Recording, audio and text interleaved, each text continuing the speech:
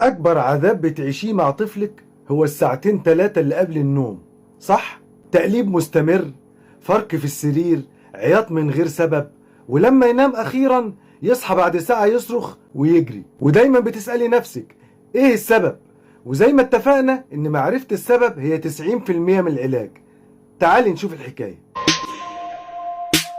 الحقيقة اللي مش هتسمعيها إلا هنا إن طفل جهازه العصبي بيمر بحاجة اسمها جوع الاسترخاء. المخ مش قادر يفصل ولا يهدى، وبيفقد إحساسه بحدود الجسم على السرير، فيحس كأنه عايم في الفراغ ومرعوب.